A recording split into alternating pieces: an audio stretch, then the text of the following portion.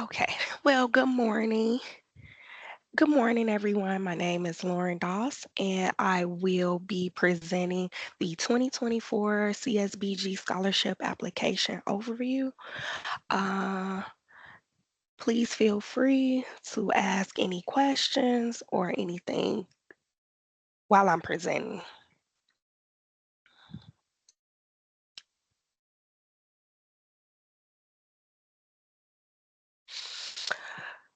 So the eligibility requirements are as follow. To qualify for the CSBG scholarship this year, you must be a current and permanent City of Chicago resident and validate your residency with supporting documentation, which includes a state ID or a driver's license. You will need an email address to apply. If you do not have an email, please create one before applying. You must be within certain income guidelines, and we do validate your income with the supporting documentation that you provide, as well as you must be enrolled as a full-time student in an Illinois educational institution for the entire fall semester or trimester, whichever one your school goes by. And as well as you must provide an official educational institution transcript to validate your fall enrollment. Are there any questions so far? Yes, I have a question. Okay. So on my driver's license, I have my suburban address, but I live in the city. So will I be able to upload my lease to show the proof that I live in Chicago? Okay, so no, we You do can't not. upload your lease No, we only accept, well, the funder only accepts uh some type of ID, that show which is that your the yes, address that you live at. yes. Even if I upload like proof with like mail from the school or something like that as well. No, that won't be sufficient. They only accept IDs. Okay. Well, I'll still stay just to hear the rest of the information. Okay, okay. All right. Thank you. hmm So these are the income guidelines, which as follows. We do go by 1 month or annual income. This information can be found on our website. So for a household size of one, your maximum 1 month income cannot exceed 2510 $2,510. And for a household size of one, your annual income cannot exceed $30,120. And then it goes by your household size and it continues down. Um, this is also posted on our website as well. Now, just basic general information about the scholarship program. It's only a one-time payment used for the fall semester, quarter, trimester, whichever terms your school goes by for 2024. So the tuition can be used for costs, fees, anything directly related to the institution. Scholarship funds are sent directly to the school. The award ranges between $1,000 to $5,000 dollars. Scholarship awards are based on total points received on the application. So I will go into that further in further detail in later slides, and as well as we will notify applicants by email in November if they were awarded.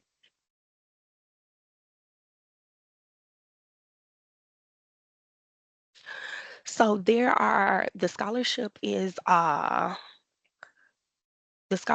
is um we award by total points. So the first part is completing the scholarship, which is 25 points.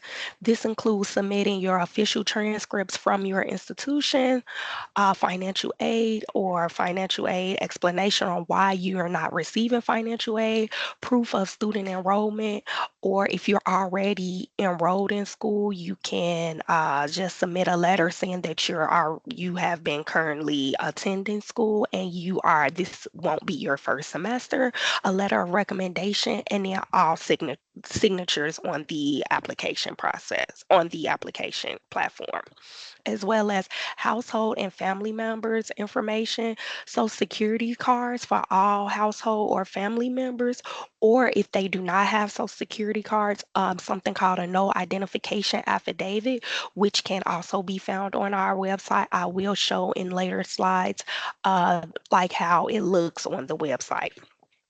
Illinois state ID or driver's license, or once again, no ID affidavit, which is still found on our website, and then signatures. Um, your grade point average or GED test scores, we give a maximum of 35 points for that. And then your personal essay, we give a maximum points for 40 points for that. Any questions?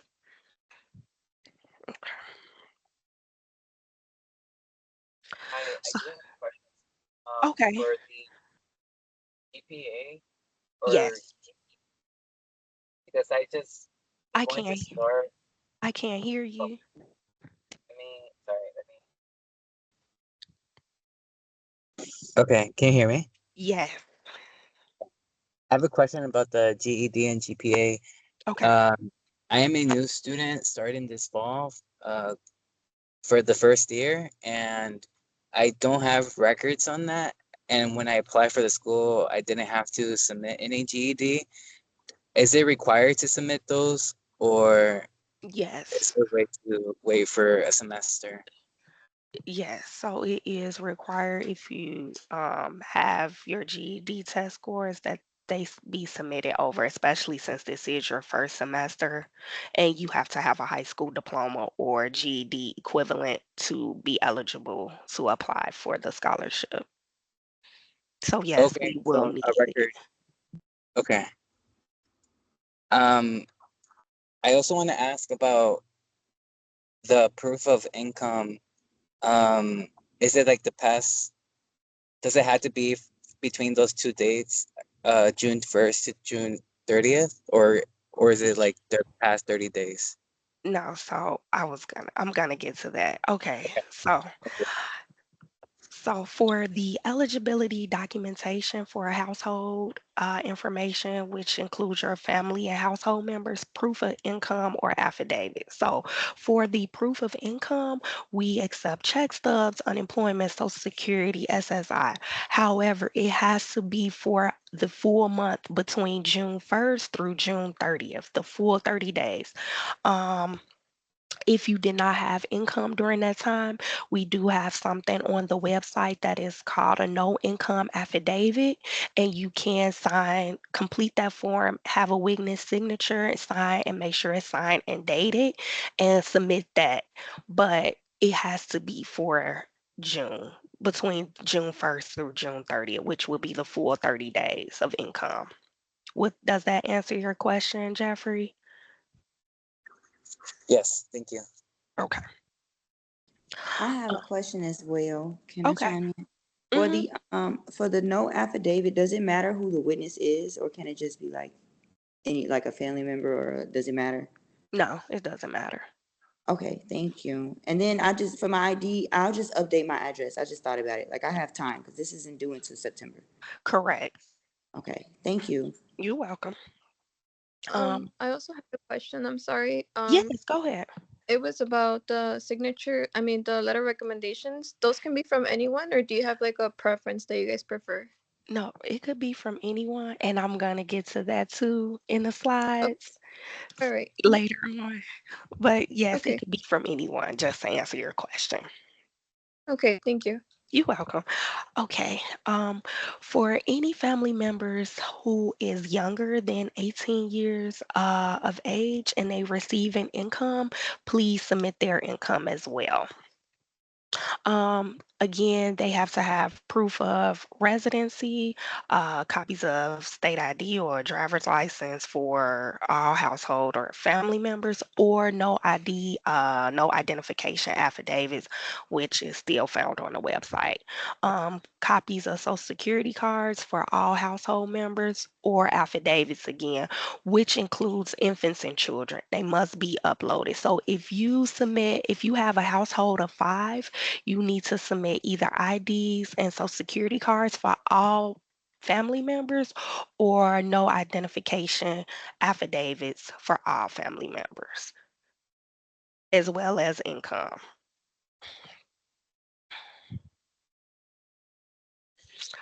Um, for other eligibility documentation, we do request official transcript from your institution and or proof of enrollment. Um, We are only accepting electronic transcripts from the institutions. The institution must provide your GPA on your transcripts. I know in the past we have had students submit transcripts without GPAs. I'm not sure what's that about, but we just wanted to be clear with applicants this year. Um, Please do not submit an essay from a previous year if you have applied. It will not be accepted, as well as the letter of recommendation, Angie. It has to be on an appropriate letterhead from anybody that you're choosing, but it needs to be like on an appropriate ledger. And then your uh, Angie, were you about to ask something? No, I just responded to you. I said okay. Okay. And a financial aid letter, or a statement stating why you're unable to receive financial aid. Please remember to have your institution submit official transcripts to the email below on or before September 6th. We will not accept late transcripts. Okay, for student demographics, these are really for reporting purposes. Please make sure you check the appropriate box. If you're disabled, please specify your disability. If you're a veteran, please specify. Make sure you also specify your race. All of these, again, are for reporting purposes. You, as the student, make sure you submit a copy of your Social Security card or no identification affidavit, copy of your Illinois state ID or Illinois driver license, or again, no ID, no identification affidavit. Affidavit must be signed and have matching signature dates. You cannot submit an affidavit for a date of today and a signature date of tomorrow or something like that. We have had that in the past.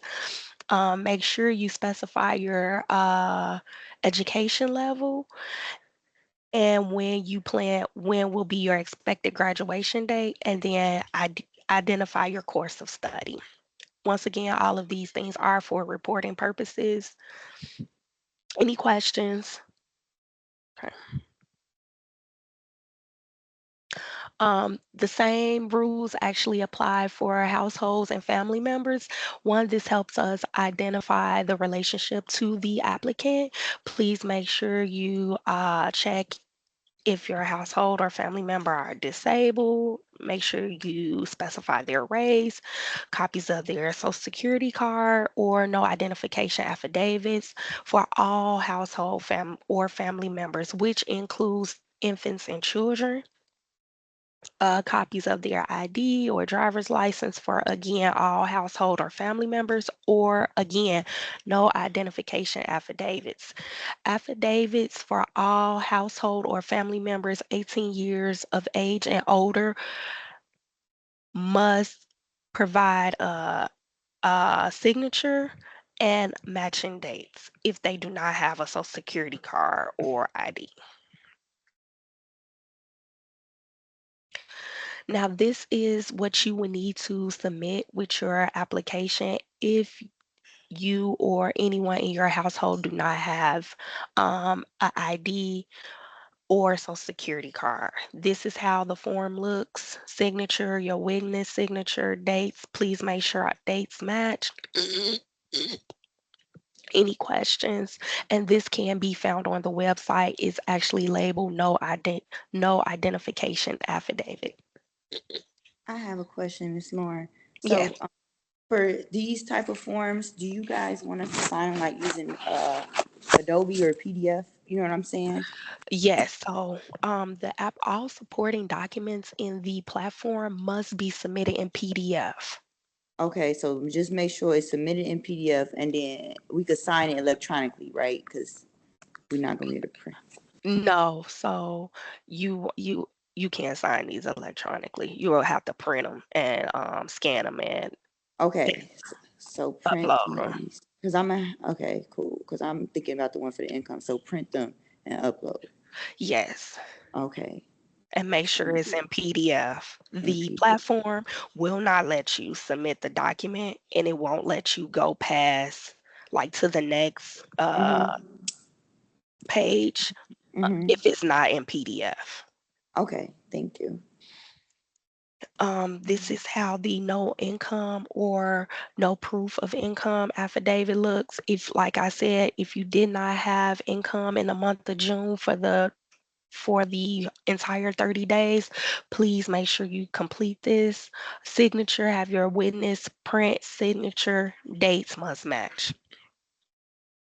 And any of these, if anyone in your household did not have income, please make sure you have the upload this form for each household member that did not have income. And this can be found on the website as well. Your official transcripts. We will not accept any copies, pictures, screenshots, or anything for transcripts.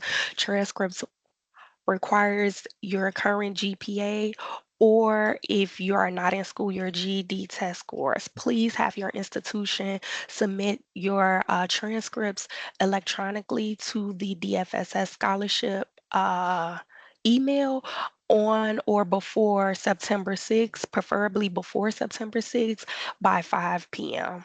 501, 502, we will not accept. Any questions?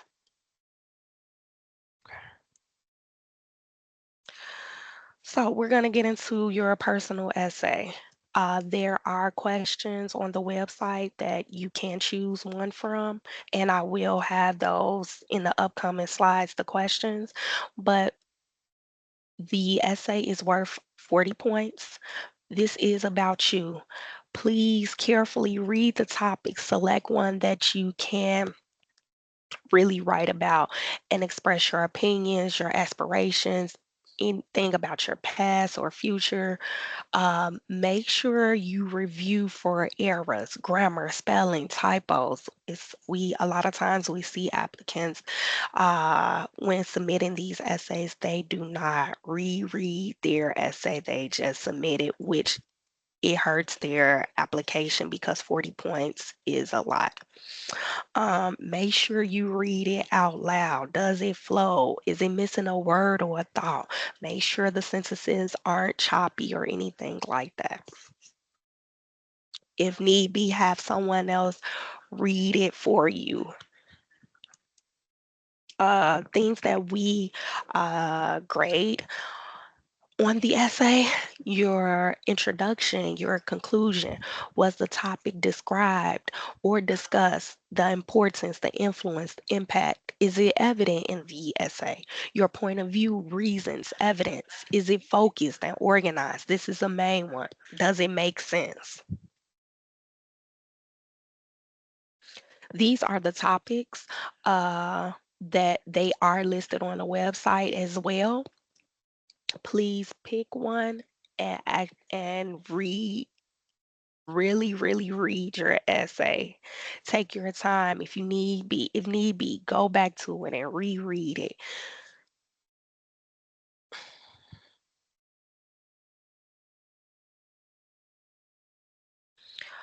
For letter of recommendation, Who should you ask? Someone you respect, someone that you have a good relationship with, possibly a mentor, someone from your church, extracurricular activity, school, work. So these are the things that we are looking for on the letter of recommendation. Must be on some type of company letterhead or ledger. Must include their name, title, phone number, and their signature. Make sure in the letter of recommendation they state how do they know you and the nature of their relationship. How long have they known you? And actually provide an honest evaluations of your skills or accomplishments.